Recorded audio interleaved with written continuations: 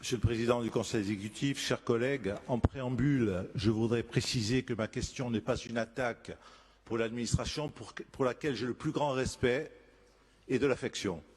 Je le dis en vous regardant en face, c'est la vérité.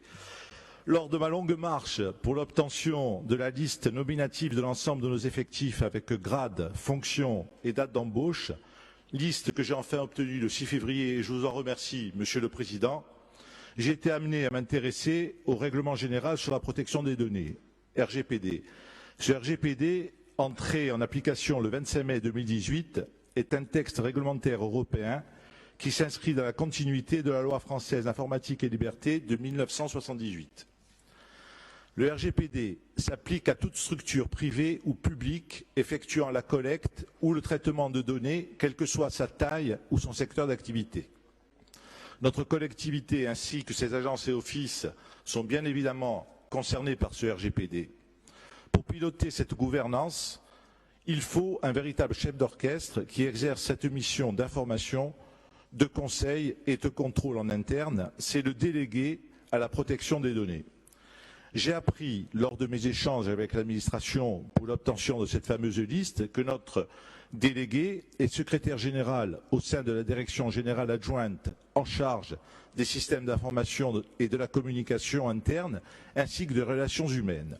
Cela me paraît, mais j'ai peu de connaissances juridiques, en contradiction avec l'article 38, paragraphe 6 du RGPD qui autorise le délégué à exercer d'autres missions mais qui n'entraîne pas de conflit d'intérêts.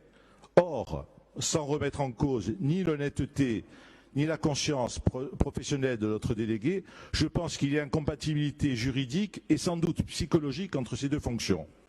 Je n'en veux pour preuve que la personne concernée ne m'a communiqué la liste que lorsque je lui ai demandé l'arbitrage du délégué, qui était elle, chose qu'elle ne faisait pas quand elle agissait en tant que secrétaire général.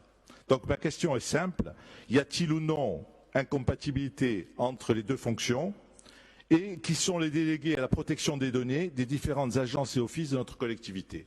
Je vous remercie. J'ai tenu mon objectif, Monsieur le Président. Merci. Et je vous confirme donc qu'il y a un décalage important entre le temps qui est affiché là sur les écrans et le temps qui est affiché sur les petits écrans que nous avons devant nous. Donc, voilà. Ce qui ne veut pas dire que maintenant chacun fait ce qu'il veut. C'est pas un signal de cette nature que je voulais délivrer. Mais bon, je dois avoir l'honnêteté de dire qu'il y a un problème technique qu'il faudra résoudre. Voilà. Donc la réponse à la question de Pierre Jong, et c'est le président du Conseil exécutif qui va la donner. Merci, Monsieur le Président. À partir du moment où il y a un problème technique sur le chronomètre, je considère qu'à titre conservatoire, il n'y a plus de temps pour répondre. Je plaisante. Nous avons toujours des montres.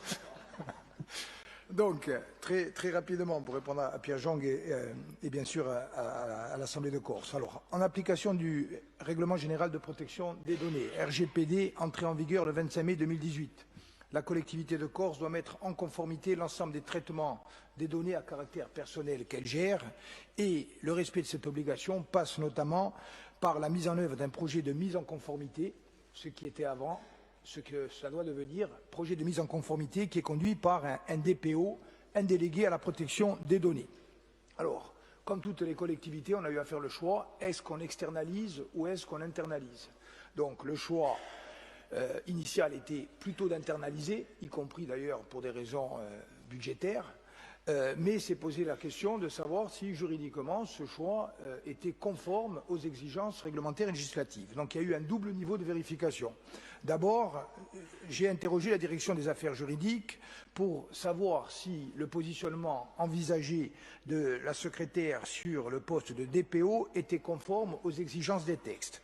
Donc la direction des affaires juridiques a rendu une analyse dans laquelle elle rappelait notamment qu'il y a 3 conditions à recueillir: détenir les compétences requises, c'est le cas, être doté de moyens suffisants, on les a mis à disposition, et enfin avoir la capacité d'agir en toute indépendance, c'est l'article 38-3 du RGPD. L'analyse de la direction des affaires juridiques a conclu à l'absence de conflit d'intérêts et à la compatibilité des fonctions. Premier passage, mais j'ai considéré que ce n'était pas suffisant. J'ai demandé un deuxième regard et nous avons donc demandé l'avis complémentaire de la société Orange Cyberdéfense, référence à la cybersécurité des entreprises, des administrations et des collectivités locales, qui a conclu, je cite, l'attribution de la mission de DPO à la personne positionnée en tant que secrétaire général au sein de la DGA en charge des systèmes d'information et des ressources humaines, etc., ne représente, je cite, aucune contre-indication par rapport à la réglementation en vigueur, les recommandations usage, ainsi qu'à leur évolution connue à ce jour. Donc on a sécurisé juridiquement. Deuxièmement, sur votre demande, il n'y avait pas de mauvaise volonté, je le répète. D'abord, il y a une difficulté, y compris pour avoir l'état exact et précis que vous demandiez, notamment par rapport à l'harmonisation des systèmes informatiques. Deuxièmement, il fallait vérifier que la transmission des données personnelles demandées correspondent à l'impératif de minimisation des données, c'est-à-dire que les données personnelles doivent être données de manière adéquate, pertinente et limitée à ce qui est nécessaire en lien avec la finalité pour laquelle les données sont traitées. Donc vous avez précisé pour quelles raisons, dans quel cas vous vouliez avoir la liste, elle vous a été communiquée. Troisième et dernier point, l'obligation de mise en conformité n'est enfermée dans aucun délai légal, il faut le faire le plus vite possible. En ce qui concerne les agences et offices, dans le cadre de la rationalisation d'ensemble des relations, c'est un travail qui est en cours et qui sera fait le plus rapidement possible.